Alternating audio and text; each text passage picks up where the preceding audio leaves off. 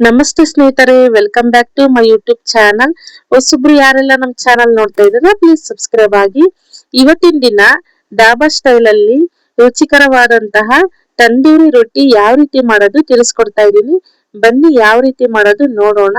ಇದು ತುಂಬಾನೇ ಸಾಫ್ಟ್ ಆಗಿ ತುಂಬಾನೇ ರುಚಿಕರವಾಗಿರುತ್ತೆ. ಬನ್ನಿ ಯಾವ ರೀತಿ ಮಾಡೋದು ನೋಡೋಣ. ನಾನಿಲ್ಲಿ ಮೊದಲಿಗೆ 2 ಕಪ್ಪಿನಷ್ಟು ನಾನು ಮೈದಾ ಹಿಟ್ಟನ್ನು ತಗೊಳ್ತಾ ಇದ್ದೀನಿ. ನೀವು ಮೈದಾ ಹಿಟ್ಟು ಬದಲಿಗೆ ಗೋಧಿ ಹಿಟ್ಟು ಕೂಡ ಸೇರ್ಸ್ಕೋಬಹುದು. ಸಮ ಪ್ರಮಾಣವಾಗಿ 1 ಕಪ್ ಗೋಧಿ ಹಿಟ್ಟು 1 ಕಪ್ ಮೈದಾ ಹಿಟ್ಟಾದ್ರೂ ಸೇರ್ಸ್ಕೋಬಹುದು. ತುಂಬಾನೇ ಚೆನ್ನಾಗಿರುತ್ತೆ. ನೆಕ್ಸ್ಟ್ 1.5 ಟೇಬಲ್ ಸ್ಪೂನ್ ಸಕ್ಕರೆಯನ್ನ ಸೇರ್ಸ್ಕೊಳ್ತಾ ಇದ್ದೀನಿ. ಅರ್ಧ ಸ್ಪೂನು ಉಪ್ಪನ್ನ ಸೇರ್ಸ್ಕೊಳ್ತಾ ಇದ್ದೀನಿ.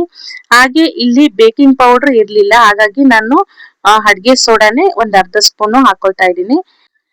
ನೆಕ್ಸ್ಟ್ ನಾವು ಮೈದಾ ಹಿಟ್ಟು ಯಾವ ಕಪ್ ನಲ್ಲಿ ತಗೊಂಡಿದ್ವಾ ಅದೇ ಕಪ್ ನಲ್ಲಿ ಅರ್ಧ ಕಪ್ಪಿನಷ್ಟು ನಾನು ಮೊಸರು ತಗೊಂಡಿದ್ದೀನಿ. ಹಾಗೆ ಒಂದು ಸಣ್ಣ ಬೌಲ್ ನಲ್ಲಿ ನಾನು ಎಣ್ಣೆಯನ್ನ ಸೇರ್ಸ್ಕೊಳ್ತಾ ಇದ್ದೀನಿ. ಒಂದು 4ರಿಂದ 5 ಸ್ಪೂನ್ ಅನ್ಕೋಬಹುದು. ಒಂದ್ 5 ಸ್ಪೂನು ಎಣ್ಣೆಯನ್ನ ಸೇರ್ಸ್ಕೊಳ್ತಾ ಇದ್ದೀನಿ. ನೋಡ್ರಿ, ಚೆನ್ನಾಗಿ ಮಿಕ್ಸ್ ಮಾಡ್ಕೋಬೇಕು. ಅದೆಲ್ಲ ಸಕ್ಕರೆ, ಉಪ್ಪು, ಸೋಡಾ ಎಲ್ಲ ಚೆನ್ನಾಗಿ ಬೆರಿಬೇಕು.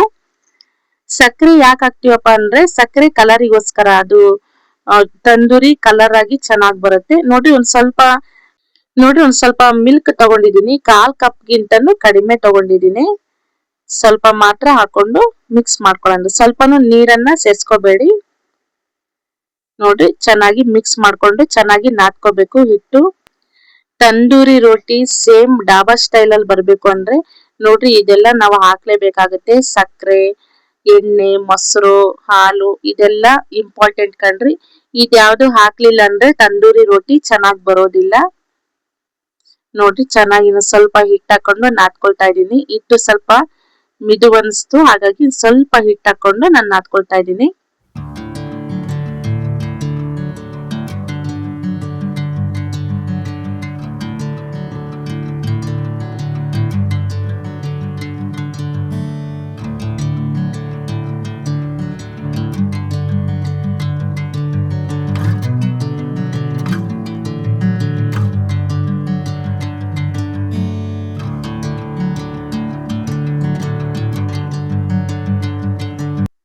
ನೋಡಿ, ಹಿಟ್ಟು ಕಲ್ಸ್ಕೊಂಡಾಯ್ತು. ಇದನ್ನ ಒಂದು 1/2 ಅವರ್ ಅಥವಾ 1 ಅವರ್ ರೆಸ್ಟ್ ಮಾಡೋಕೆ ಬಿಡೋಣ. ನಾನಿಲ್ಲಿ 1/2 ಅವರ್ ಮಾತ್ರ ರೆಸ್ಟ್ ಮಾಡಕ್ ಬಿಟ್ಟಿದ್ದೀನಿ. ನೋಡ್ರಿ, ಚೆನ್ನಾಗಿ ಉಬ್ಬಿ ಬಂದಿದೆ ಹಿಟ್ಟು. ಸ್ವಲ್ಪ ಮತ್ತೆ ಒಂದ್ಸಲ ಚೆನ್ನಾಗಿ ನಾದ್ಕೊಳ್ಳೋಣ್ರಿ ಹಿಟ್ಟು ನೆಂದ ಮೇಲೆ.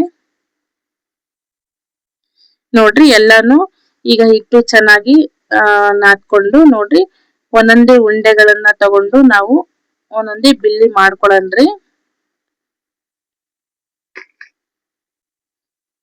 ನೋಡ್ರಿ, ನಿಮ್ಗೆ ಯಾವ ಸೈಜ್ ಬೇಕೋ ಅಷ್ಟು ಸ್ವಲ್ಪ ನಾನು ಇಲ್ಲಿ ಸ್ವಲ್ಪ ದೊಡ್ಡದಾಗಿ ತಗೊಳ್ತಾ ಇದ್ದೀನಿ ಹುಳಿನ.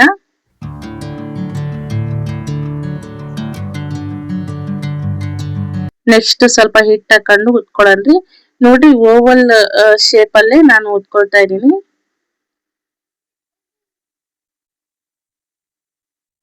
ಸ್ವಲ್ಪ ಉದ್ದಕ್ಕೆ ಉತ್ಕೊಳ್ಳೋಣ್ರಿ.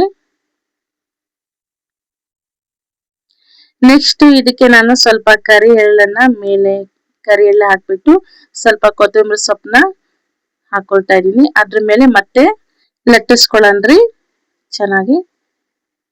ನೋಡ್ರಿ, ಈ ರೀತಿ ತಂದೂರಿ ರೋಟಿನ ಉತ್ಕೋಬೇಕು.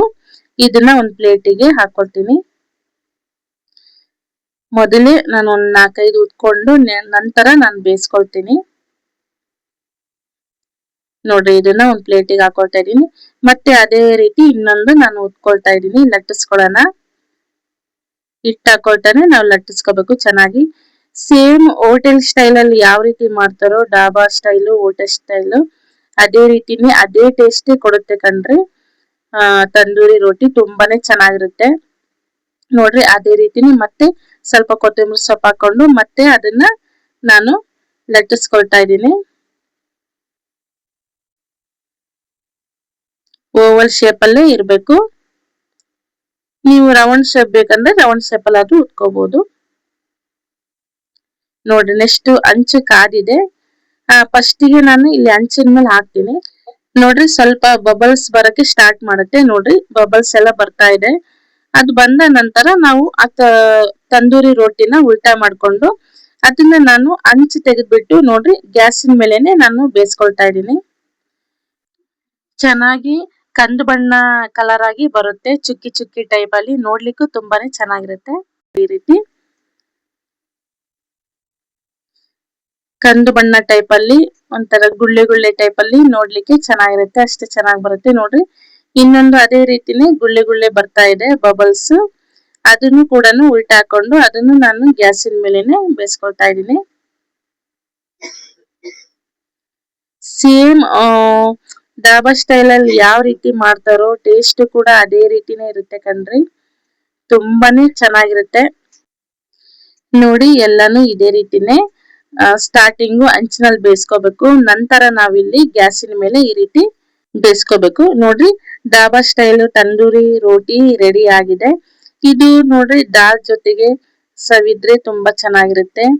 ನೀವು ಚಿಕನ್ ತಿನ್ನೋರಾಗಿದ್ರೆ ಚಿಕನ್ ಜೊತೆ ತಿನ್ಬೋದು.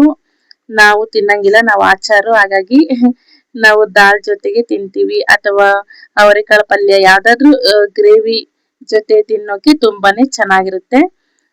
ಈ ರೆಸಿಪಿ ಇಷ್ಟ ಆತಂದ್ರೆ ನೀವು ಮನೆಯಲ್ಲಿ ಟ್ರೈ ಮಾಡಿ ಯಾವ ರೀತಿ ಬಂದಿದೆ ಅಂತ ಕಮೆಂಟ್ ಬಾಕ್ಸ್ ಅಲ್ಲಿ ತಿಳಿಸಿ.